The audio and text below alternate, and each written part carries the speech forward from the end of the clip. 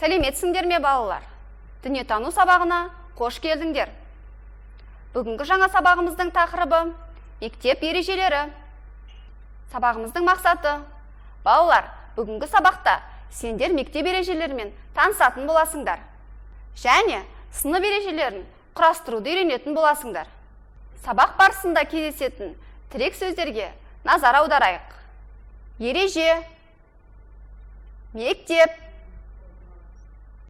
Балалар, суретке назар аударайық. Суретте балалардың үзілістегі уақыты бейнеленген.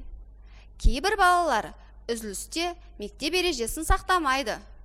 Мұндай қылықтардан аулақ болайық. Мектеп біздің ортақ үйіміз. Мектептің өз ережелері бар. Өз әрекетің үшін жауапты бол. Сонда әрқашан тәртіп болады. Балалар, сынып ережелерін құрастырайық. Қане, ойланайықшы. Жарайсыңдар балалар. Сынып ережелеріне тыныштық сақта. Мұғалімнің сөзін бөлме. Достарыңды ренжітпе. Балалар, жағымды және жағымсыз әрекеттерді ажыратайық. Жағымды әрекеттерді жасыл түспен, жағымсыз әрекеттерді қызыл түспен белгілейік. Қане, орындайық.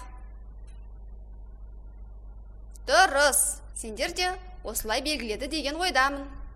Балалар, мектепке апаруға болатын заттарды жасыл түспен боя, мектепке апаруға болмайтын заттарды қызыл түспен боя. Бос шеңберге тағы қандай заттарды салар едің? Ойланайық.